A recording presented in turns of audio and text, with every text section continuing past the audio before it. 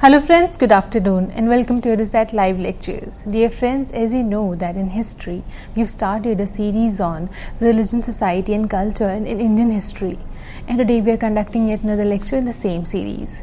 In today's lecture, we will try to look at the concept of understanding the Mughal household, imperial women during early Mughal rule. To discuss this topic, we have with us our subject expert, Dr. Ruchika Sharma. Dr. Sharma has been associated with Delhi University in various teaching positions for past 11 years. Without further ado, I would like to welcome ma'am to our studios and request her to start the lecture. Welcome, ma'am. Thank you. Okay, taking ahead from there, I'll start my lecture, Understanding the Household, Imperial Women During Early Mughal Rule. This lecture is a part of this lecture series on religion, society and culture in Indian history. What we will try and do in these lectures is try to understand the imperial household of early Mughal rule. I'll be focusing on Babur and Humayun in this particular lecture, and understanding how household has been viewed by various historians over the last couple of decades, and how the recent historiography has made certain changes the way in which we understand domestic space, household and the Mughal women. Now, before we go on to talk about the Mughal imperial household, we also need to understand the notions of family and household that were held by the Mughals. Scholars such as Stephen Blake defines Mughal state, its nature, as patrimonial bureaucratic empire. He elaborates that the ruler of such a state governs his empire on the basis of a personal traditional authority whose model is patriarchal family. Patrimonial domination originates in the patriarch's authority over his household. It entails obedience to a person, not an office. It depends on the reciprocal loyalty between subjects and the master, and it is limited only by the ruler's discretion. Now, as we know that Mughal administration attempted to centralize the Mughal rule, and in attempting to do so, tried to have an administrative system called the Mansabdari system, which had king as the central figure of the entire system. You could be a lowest ranking Mansabdar or a highest ranking Mansabdar. The only person you're answerable to is the Mughal emperor. So Mughal emperor becomes the center of entire administrative, economic, revenue, distributive and redistributive structures. What I would argue, following the arguments of Stephen Blake and others, is that Mughal emperors demanded complete loyalty from his nobility, his subjects, by using the metaphor of fatherhood, by using paternity, paternal ideas to demand the loyalty. He was demanding the loyalty not only because he was a king of the empire, but also because he was father-like figure of the empire. So to argue that the imperial household was not some secluded harem or a secluded space, but was as political, as dynamic and active as the Mughal empire itself. So I would try and understand how this patrimonial bureaucratic empire, one aspect being the bureaucratic aspect of it, the other aspect invariably remains the patrimonial aspect of it, where even the bureaucratic loyalty is demanding using the metaphor of family, paterfamilias, or the head of the family, where father is the head of the family, where king portrays himself as the head of the family. Now, coming to the background of the Mughals, when they come to India, establish an empire, the Chagatai Turks or Timurids, as Mughals were, even before they established their empire in Hindustan, they divided the government into three categories, which were household, army, and empire. Even Abul Fazl did so in his monumental work on Akbar, namely the Akbarnama. Now, Abul Fazl states that the art of governing comprises of three facets. I quote, "I shall explain the regulations of the household, the army, and the empire, since these three constitute the work of a ruler. The word, very interestingly, for household is manzil, which means a final destination of sorts. Now, the division of the text is also reflecting his views of state organization. So, his book 1 discusses the imperial household, book 2 the army, book 3 the empire or the mulk at large, book 4 comprised of Hindu religious, social and intellectual activity, and book 5 focuses on the sayings of Akbar. Now, the patrimonial bureaucratic emperors demanded personal loyalty and allegiance of their officials. Such rulers ignored the modern distinction between private and official, personal and professional, and attempted to make household dependence of their subordinates. So the book 1 will consist largely of discussing king in relation to his subjects, and the metaphor most preferred to explain is that of a family. The centrality and importance of imperial household in the organization of Akbar's empire parallels the position of the ruler's establishment in the ideal type. So, the language which is used while demanding the complete loyalty of his nobility, of his subjects, very interestingly matches with that of household. So, one of the major factors of the entire organization is family. So, loyalty which is demanded is not on an impersonal, distant level. The loyalty which is demanded is almost like the father demanding loyalty from his family members. So I would like to argue that if we are trying to understand the Mughal household, we cannot do so by disassociating household from the larger political structure that Mughals were trying to create. Of course, there are changes even within the notions of household as we move on from Babur to the later rulers. In other lectures we would see elsewhere. But the larger argument remains that the household remains an integral part of the entire empire, the metaphors, and even in the actual practice. Now, Abul Fazl's portrayal of Akbar as the divinely aided father to his people recalls the traditional family-rooted authority of the patrimonial bureaucratic emperor. The inclusion of state office and officials in the imperial household, the combination thereof, personal as well as official, brings to mind the thwarted ambition of patrimonial bureaucratic emperors, which was to absorb state into household and to rule the realm as one great extended family.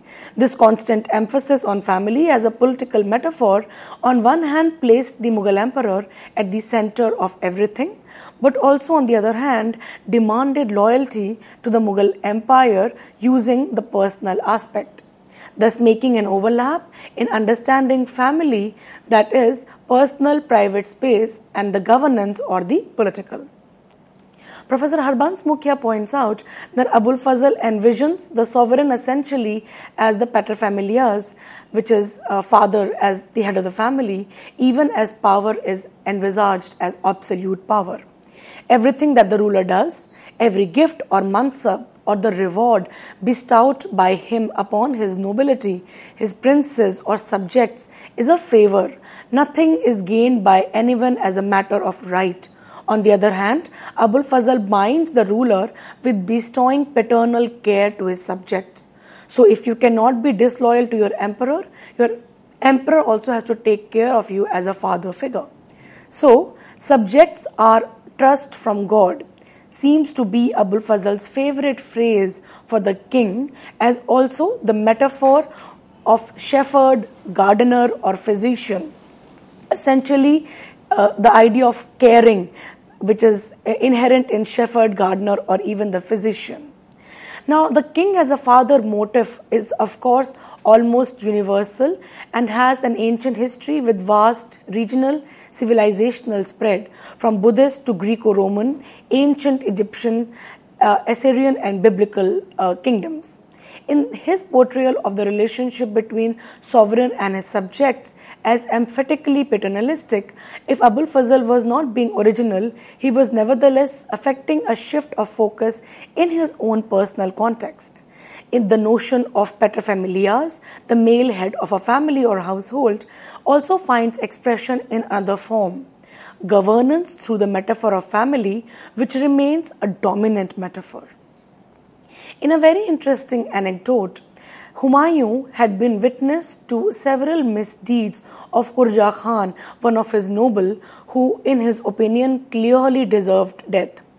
But as the death was declared, it was withdrawn on Humayun's instruction later, who remarks very interestingly that the man's beard had grown grey and that he, Humayun, had once spoken of him as father or pidar. So, the metaphor of father is taken quite literally. Somebody who Humayun declared as a father at some point can be forgiven using that idea, because family, the disrespect cannot be caused to family. So within the family, the mother and elderly aunts are shown with the greatest courtesy, although there was no standard form of such greetings. In 1507, before Mughal Empire established in Hindustan, when Babur went to see his paternal aunts in Herat, and I quote, "Having bent the knee with Payanda Sultan Begum, first of all, I had an interview with her. Next, not bending the knee, I had an interview with Apaq Begum. Next, having bent the knee with Khadija Begum, I had an interview with her," unquote. Now, it would appear from Babur's various descriptions that whereas reciprocal bending of knee was indicative of symbolic equality of status, non-reciprocal bending suggested status hierarchy. Now, keeping these in mind, we should also take a look at the ways in which historians for long have viewed the Mughal harem. Now, often Mughal harem is described as a vision of sequestered place as ensconcing beautiful forms in mysterious magnificence. It was meant to be a bright place, an abode of the young and beautiful, an arbor of pleasure and a retreat for joy. That is how Professor K.S. Lal describes Mughal harem in his text, The Mughal Harem.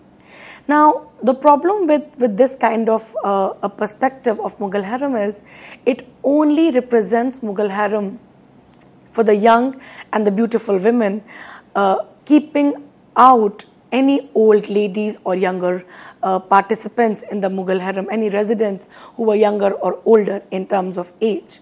Apart from that, this limits the way Mughal harem can be perceived as a secluded, sexualized space. It not only dissociated the Mughal private space from the political, but also undermined the role of Mughal women beyond that private space. Now, scholars have begun to make their approach to Mughal household more nuanced by attempting to study it by juxtaposing the Mughal harem with the larger picture of 16th century. Can we as historians look at Mughal private space and expand its scope, definitions and role? A narrow view of harem has colored perceptions of the role that women played in the life of the Mughals. Mughal women, according to one view, were either utterly secluded and remained away from the arena of politics, or were members of the pleasure house of harem. There has until recently been no attempt to situate Mughal domestic space and the role played by the women in the context of a new, under construction imperial identity, especially so before Akbar.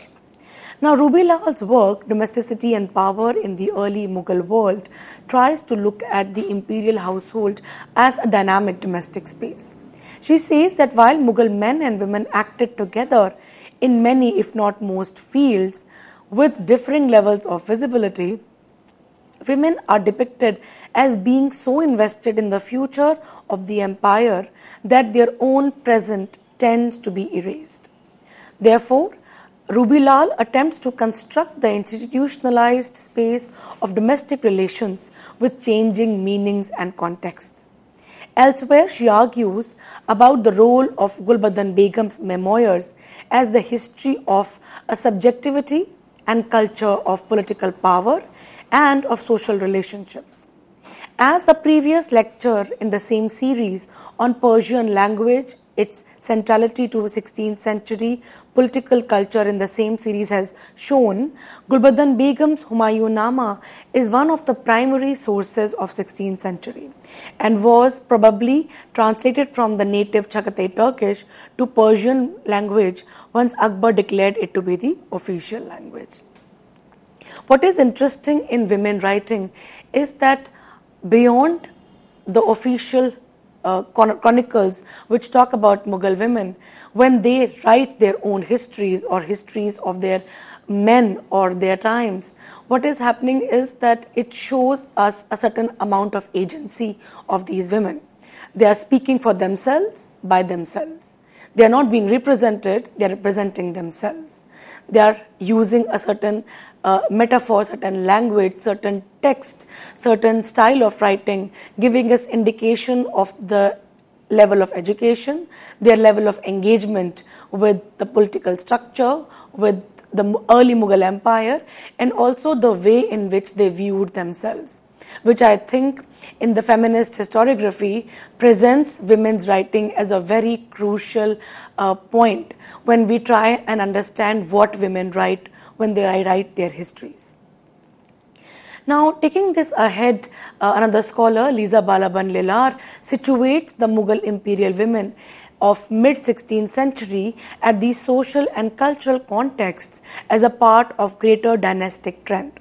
She writes, generation after generation, elite Timurid and Mughal women demonstrated consistent access to a public space, political influence, personal economic power, individualism, and self-expression. Their positions reflect and confirm a remarkable degree of cultural continuity, reaching from the royal tent dwellings of Tamerlane or Timur to the peripatetic encampments of Babur and Humayun to the magnificent Indian courts of Akbar, Jahangir, Shah Jahan, and Aurangzeb. It is particularly notable for depicting Babur's domestic life and glimpses of a variety of his domestic relationships. A very interesting list of gifts can be seen as a pointer to the centrality and the hierarchical character of these relationships. Now, the catalogues given by Gulbadan Begum index the creation and maintenance of hierarchical relationships as well as the importance of building alliances and reinforcing kingship solidarities. Women of power and influence, unique individuals, artists and poets in the public view, wealthy patrons, builders, hunters, polo players, musicians, calligraphers, and craft women can be located in every generation of Timurid Mughal power. This is a picture of Babur consulting with his grandmother. Now, Balaban Lilar talks of the mystic feast, which was not only an affirmation of the newly established Mughal imperial power and a public display of grandeur once Babur laid the foundations of Mughal Empire, but also and perhaps even more importantly, a celebration of a dynastic survival, a continuation of power of Mughal family within Hindustan. The particular roles of elite women of Timurid Central Asia, their political and cultural participation, literary and artistic production, and the access to power offered to young, even childless women and their participation in the dynastic survival and success have been described by many scholars as unique to the Timurid Mongol elites of Central Asia, which definitely critiques the usual way in which the harem has been represented, a space only for the young and childbearing women. Now, as Timurid Mughal dynasty made the transition to an empire in Hindustan, these refugee women, the guests at the mystic feast organized by the early Mughal women, would be an important way to understand the participants in the creation of the new Mughal royal court. They were articulating as well as enforcing a particularly Timurid view of gender, power, as well as family. Now, A.S. Beveridge, who translated Gulbadan Begum's memoirs, says that there was no such complete seclusion of Turkish women from the outside world as came to be the rule in Hindustan later. Bringing us back to the larger question where we had started from, can we see the imperial household during the early Mughal rule as distant from the political space, especially as these women played extremely important role in the formative years of Mughal Empire, in sync with political aims of the Mughal emperor? Now, to conclude this paper, we can see that it's true that how in early Mughal rule, especially as both Babur and Humayun spent a major part of their lives as rulers in camps traveling for various reasons. Babur engaged in the invasions which led to establishment of Mughal Empire. Humayun initially, when he established his Mughal Empire and was ousted by Sher Shah Suri and his attempt to re-establish Mughal Empire. Now, this kind of life being spent in camps and traveling also blurs the physical distance between the private and the political, or harem and the court, because wherever the camp was laid down or established, it replicated the imperial space. So Rubilal also points at the activities and relationships in private spaces which often spilled over to and manifested themselves in the public arena and were of no little political significance.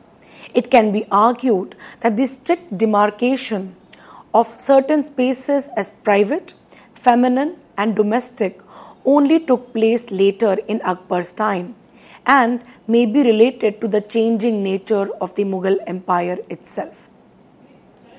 So, one can then argue that early Mughal Empire, especially during the rule of Babur and Humayun, not only did not have a strict notion of seclusion, not only women were participating in establishing of Mughal Empire, continuing the dynastic trend by hosting the Mughal feast, celebrating that how the Mughal dynasty, the Genghis Khan's dynasty, the Timurid dynasty has continued to establish political control of Hindustan.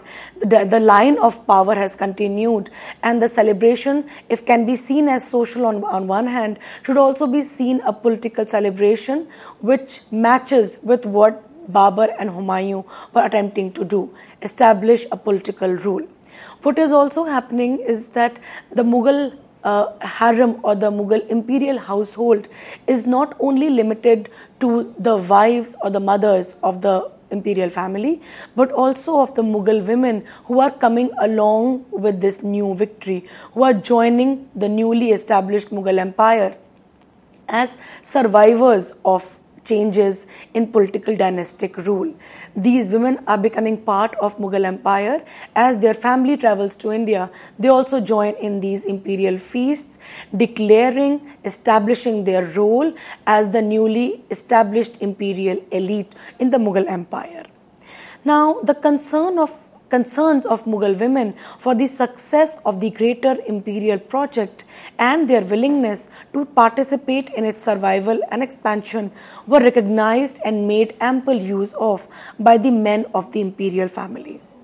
Timurid Mughal men, from Timur to Babur and beyond, had always relied upon support and assistance of Timurid Mughal women, not solely as sexual partners and the mothers of dynastic progeny, but also as social companions and political partners. We have women participating outside the harem, outside the domestic space. We notice the variety of ways in which during Babur's and Humayun's times, domestic structures were flexible and were not altogether so gendered and isolated in comparison to the Akbari institutions that were to come as Mughal rule became more consolidated, more confined. Its administrative, economic and various other frameworks were put in place. So, as we begin to understand the imperial household as a dynamic space, we can juxtapose it with construction of a new imperial identity, which is what Mughals were attempting to do. The establishment of Mughal Empire by Babur and its continuation by Humayun, its recapturing of the empire by Humayun, is also being emulated, being followed in the activities, in the social, cultural patronage that is being given by the Mughal women. We know of Humayun's wife Hamida Bano, who refuses to marry him because she herself comes from an elite family, and how after a courtship of a certain number of days, about 40 days or so, Humayun has to convince her, trying to portray that how the women do hold the right to make decisions of their lives before or even after joining the Mughal imperial harem. Not so helpless, not so secluded as the early historiography would like us to believe. The Mughal women, whether it is Gulbadan Begum, who writes the history of Humayun and Humayunama, becomes a sole source of historians to understand the history of Humayun, also talks about the political, social and gendered spaces which are not so exclusive as historians would like us to believe.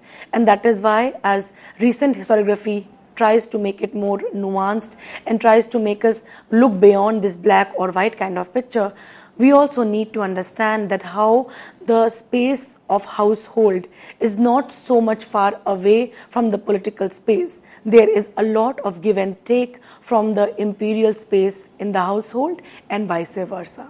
Thank you.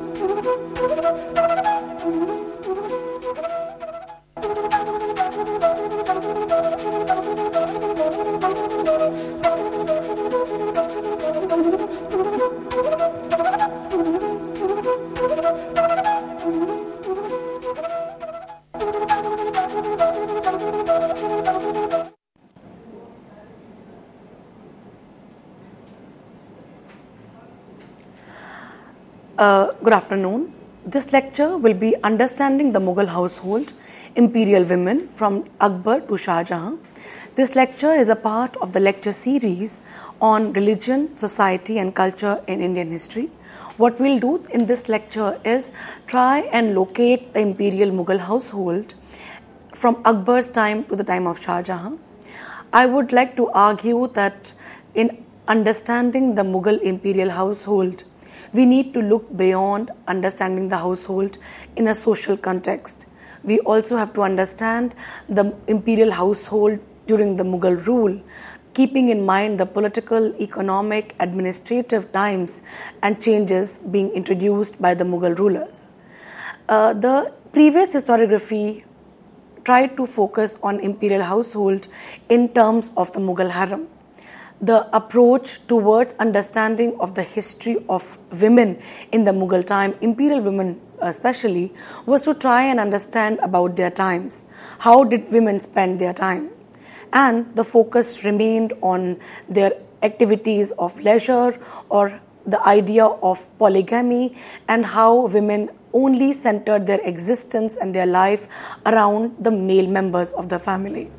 The recent historiography has tried to add much more to it by talking about the female agency, by trying to talk about that how these women, the imperial women, were actually involved in many political, social, spiritual, religious, cultural activities.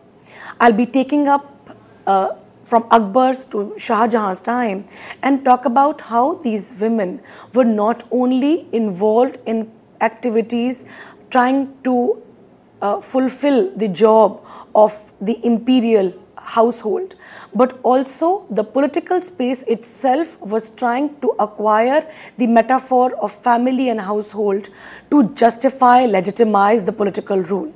And none other than Akbar is the best example to talk about how Abul Fazl, creating the monumental history of Akbar, constantly uses the term of family, household, Akbar as father to legitimize Akbar's power. He does so by giving semi-divine status to Akbar, but more importantly, demands loyalty from a socially, ethnically broad base of nobility, different subjects, constant waves of migrations from Central Asia, Iran, and other parts of the world, and tries to create a pan-Indian empire by demanding loyalty, by situating Akbar not only as the Mughal emperor, but constantly using patrimonial concept of Akbar as the father to establish loyalty from Mughal subjects. Now, Professor Harbans Mukhia points out in his book that how within the family, the female members seem to have enjoyed a great degree of freedom in the early part of Mughal history, but it declines in the later rules, hinting at the fact that in both Babur and Humayun's rule, we see Mughal women much more active, much more outside, much more visible than we have in the later years, especially from Akbar's time onwards. This could be partly due to the changing nature of Mughal empire. So, for example, in Babur's memoirs, the epithet chaste is hardly ever used for a woman. Whether she is a young woman or old, princess or a commoner, and there are several references to convivial parties in open gardens in which his female relations participated alongside the men and had their own share of intoxication and revelry. Gulbadan Begum's biographer Rumer Gordon notices that during the princess's childhood, one witnesses in her writing that the women were not veiled. They rode horses, went on hunt or shikar, practiced archery and went out on picnics, again hinting at a very active social cultural life led by these women. Now, we notice the variety of ways in which during Babur's and Humayun's times, domestic structures would seem more flexible to a present-day historian and were not altogether so gendered and isolated in comparison to Akbari institutions. As we begin to understand the imperial household as a dynamic space, we can juxtapose it with construction of a new imperial identity. As Stephen Blake would argue that Mughal state should be considered a patrimonial bureaucratic empire because the Mansabdari system or the bureaucratic system of Mughals demanded absolute loyalty not only in political terms but also in terms of the king being the father. And even Abul Fazl, in his very interesting metaphors, uses the metaphor of father, gardener, shepherd, somebody who would take care of his subjects, but just like a father would also be a distant person, unlike the mother. So, very interestingly, how the political space is justified using the metaphors, symbols, and terms of family and household. Again, bringing us to question whether we can see Mughal harem just as the Mughal harem, or should we try and redefine it as a household where certain layered relationships existed, which are used very often by the court chroniclers to define the relationship of the king with his subjects, while demanding complete loyalty by the newly acquired regions, regions, to politically control those regions by interestingly using family and household as metaphors not only of political control but also of love, loyalty, and the king's attitudes towards his subject. So on one hand, if you are supposed to be loyal towards Akbar, even Akbar has certain responsibility, a khidmat guzari towards his subjects. Now we notice variety of ways in which during Babur's and Humayun's times the domestic structures would appear to us to be flexible.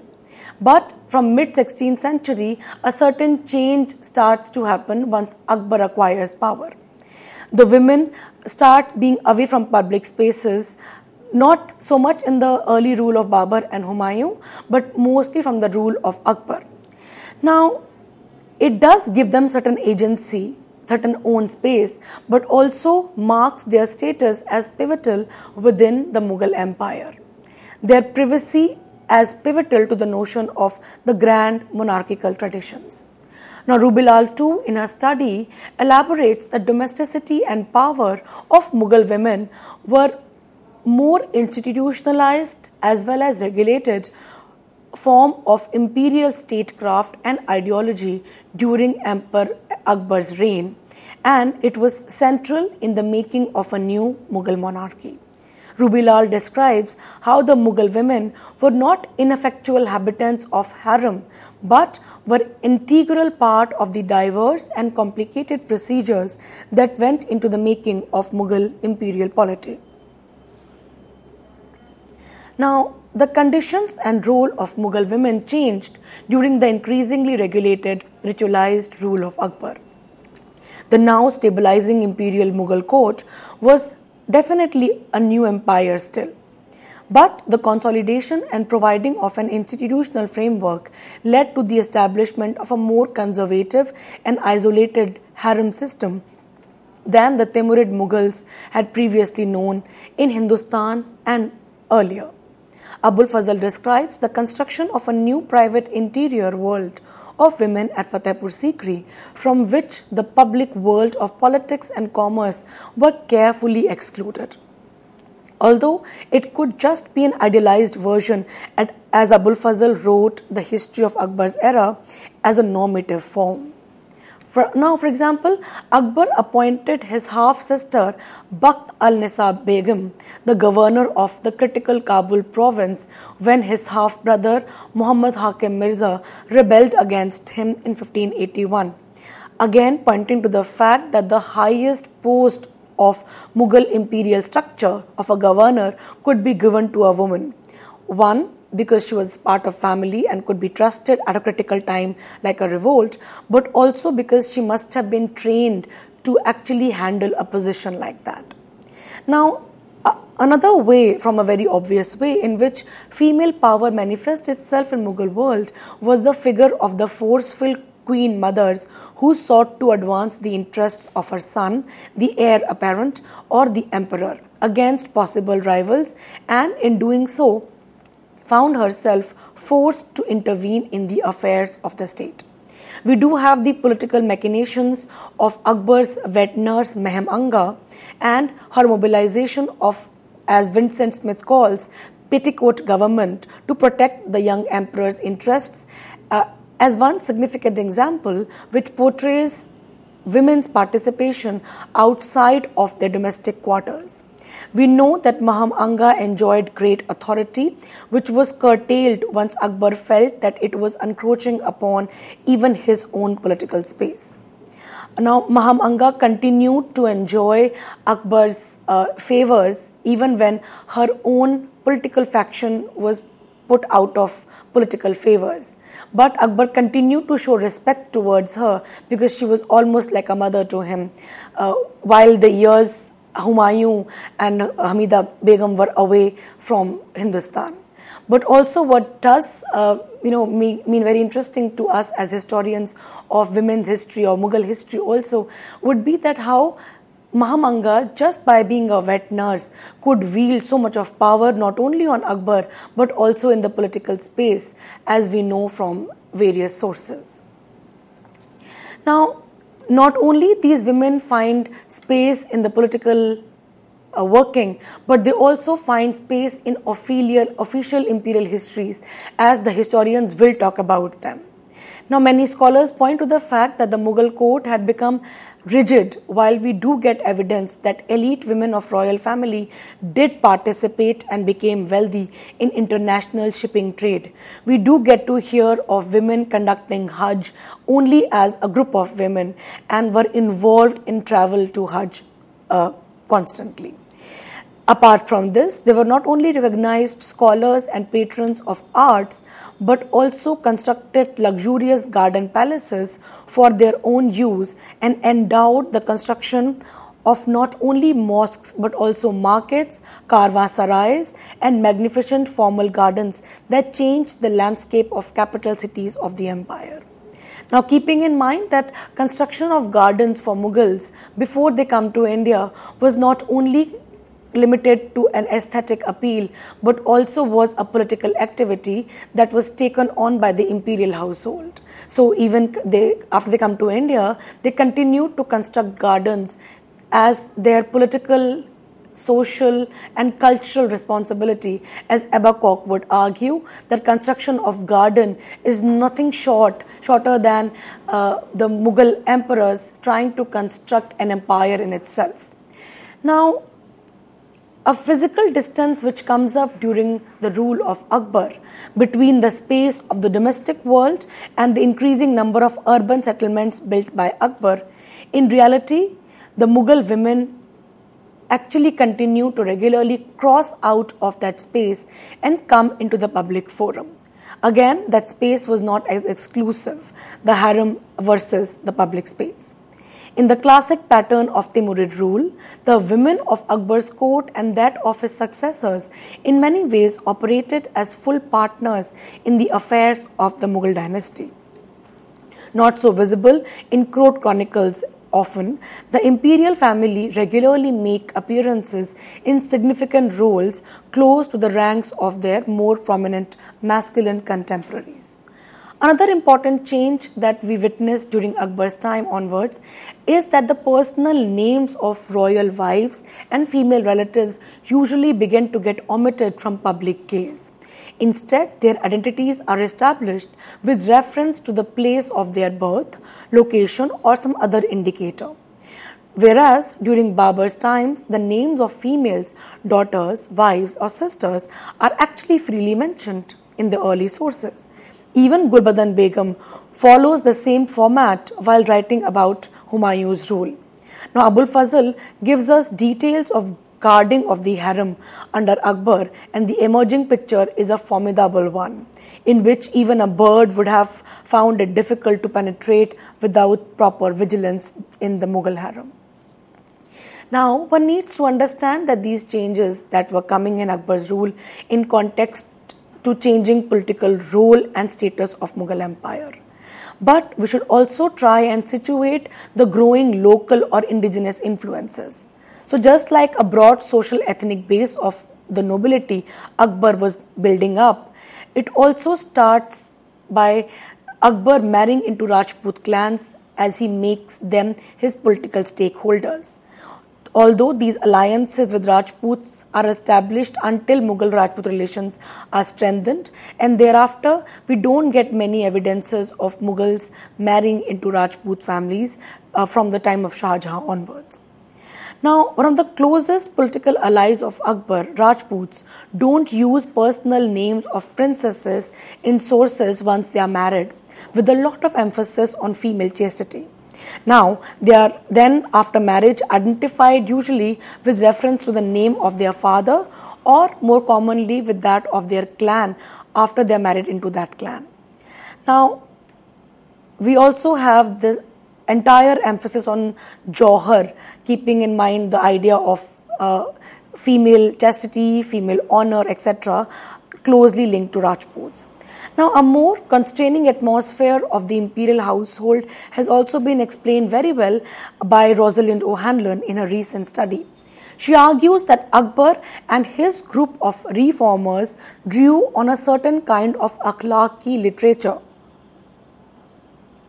which is the ethical literature not exclusive to Mughals, but its themes center around constructing a socially inclusive model of masculine virtue that went beyond law, religion, caste, and region. The idea was to emphasize both natural and inner purity of the male body and the possibilities for moral and human perfection in all three levels that men inhabited as governors, namely the individual body, the household, and the kingdom. Now, these ideas of the akhlaqi norms from Mughals' time borrowed heavily from the Sufi literature and traditions as well as the Sanskrit textual traditions, and these themes were politically important in three different ways. Now, according to O'Hanlon, Akbar appeared at once as awesome king, a particular kind of divinely inspired father to his household, and as the embodiment of a male virtue. Now, all of this, if we see, was building towards enabling Akbar to achieve the state of Sulh-e-Kul or universal peace, to extend the right kind of paternal tolerance and conciliation towards his subjects. This was one way in which the image of fatherhood and household government became a basis of Akbar's rulership. Now, this is taking further from Stephen Blake's argument of patrimonial bureaucratic empire.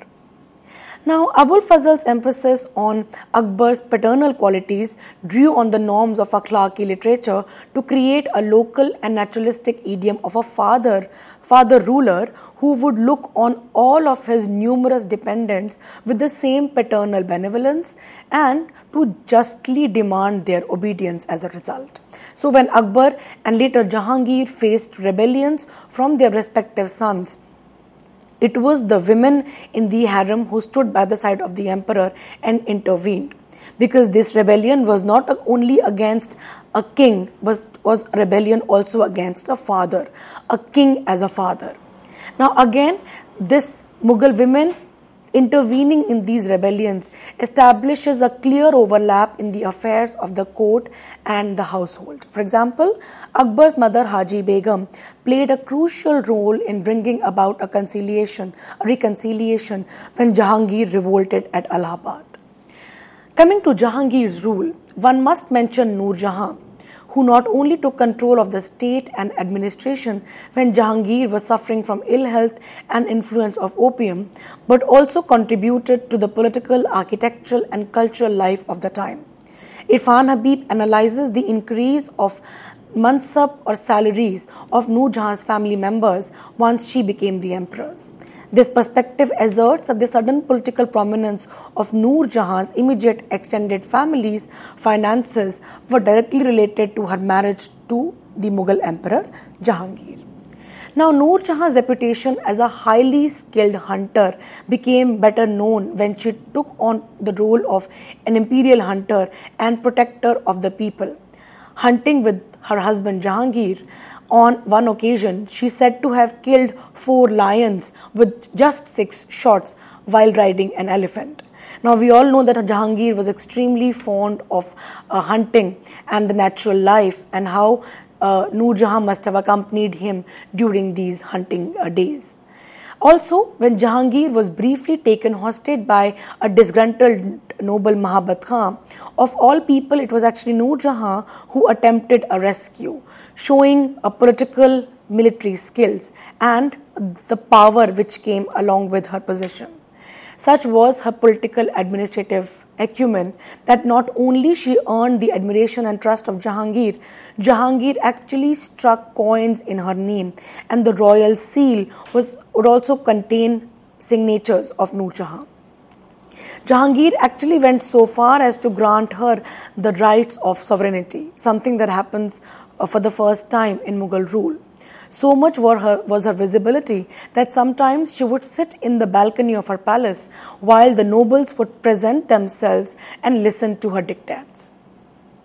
Now, Noor Jahan maintained a number of ships and dealt regularly with English merchants rather than the Portuguese, with whom Mughals often did not have very good terms. She eventually became the protector of English goods in Mughal Empire. Noor Jahan maintained a number of ships dealing regularly with English merchants and gradually becomes a powerful person and contributing also to the cultural and patronage of art, architecture, and she also constructed her parents' tomb in Agra, better known as the tomb of Itmad-ud-Dawla of white marble inlay work. So scholars such as Catherine Asher, who work on Mughal architecture, actually talk about Itmad-ud-Dawla's tomb as a precursor to Taj Mahal.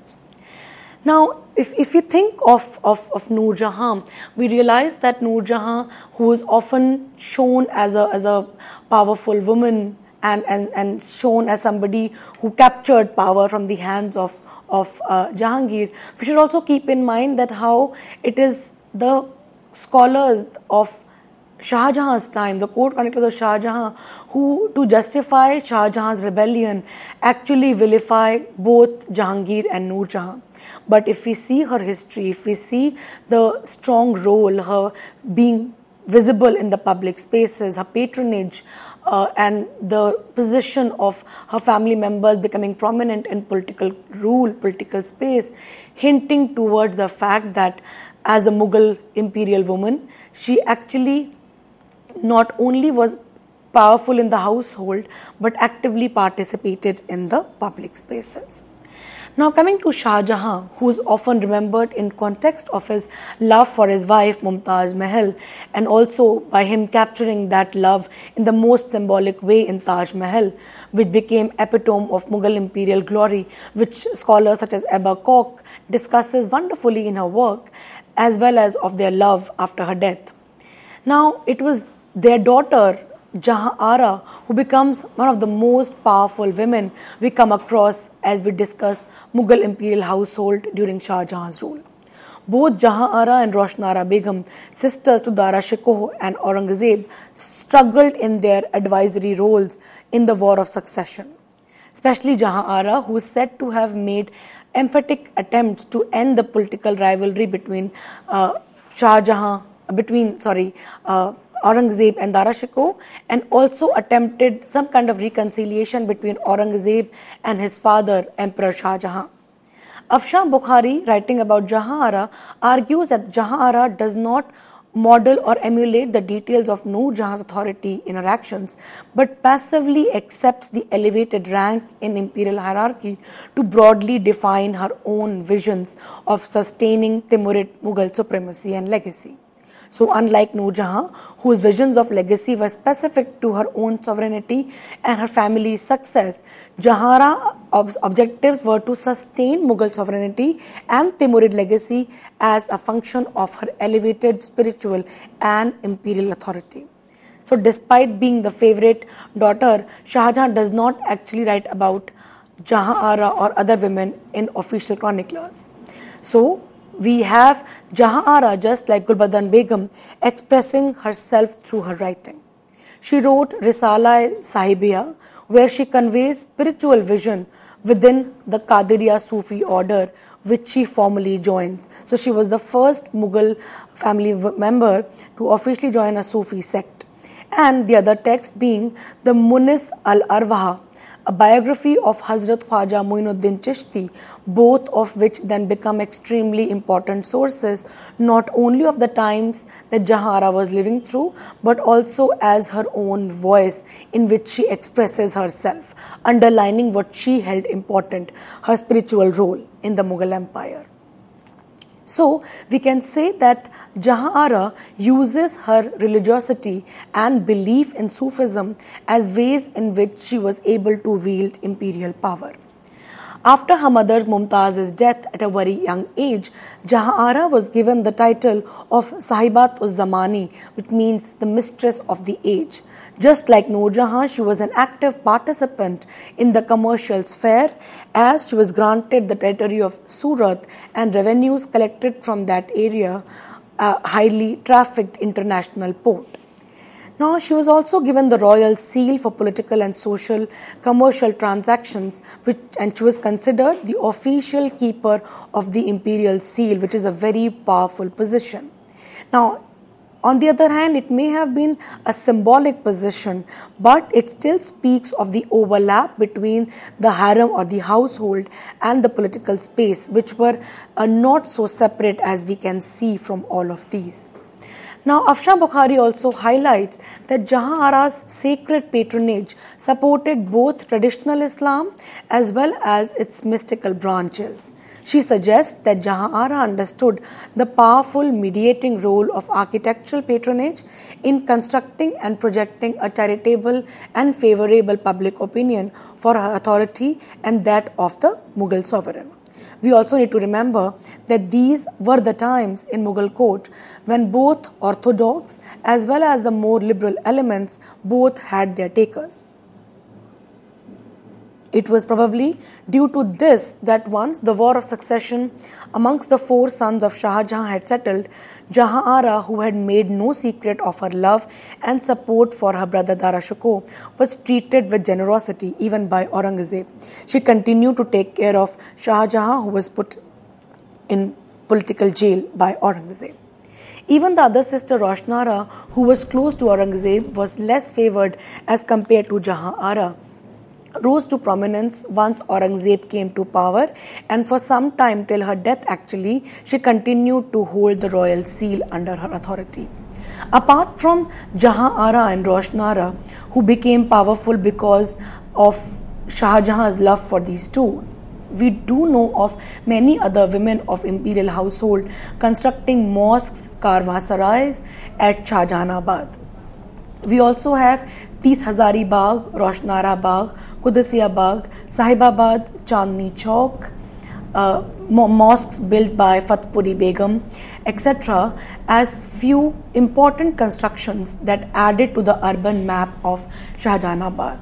So, due to lack of mention in court chronicles, we find that the bazaar gossip finds its way in the writings of European travel writings, now making it difficult for historians to ascertain the claims whether these are historic or not. They do represent a popular version of history of these times. Now, quickly concluding this lecture, we can underline the fact that the imperial women of Mughal times in the late 16th and first half of 17th century were equally participating in creating and consolidating the Mughal Empire. The Timurid Mughal men, always relying on the support and assistance of these women of imperial household, not just because as they were sexual partners and mothers of dynastic progeny, but also because they were the social companions and political partners. Just as Akbar began to expand the base of his nobility by marrying into Rajput clans, we also have the influences of local indigenous kind seeping into the Mughal understanding of gender and household. Lisa Bala Banlilar argues that how generation after generations, the elite Mughal women not only are a part of private space but also public space and political influences. The role of women as opposed to the popular view is not so much about seclusion but also about how they perceive themselves. They write about it. They are equally participating in construction of gardens, palaces, just as assuming the political role the Mughal kings and nobles were assuming by leaving their mark in the public spaces through literature, through text, through histories, through writing of poetry, through giving patronage to Sufis, Sufi shrines, as well as constructing gardens and palaces.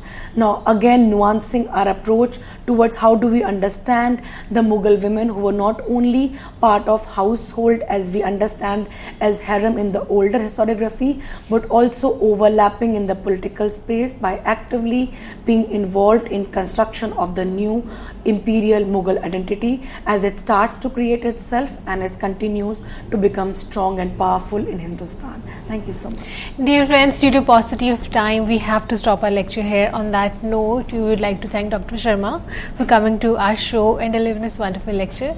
And thank you, dear friends, for watching our show. Stay tuned and keep watching. Thank you.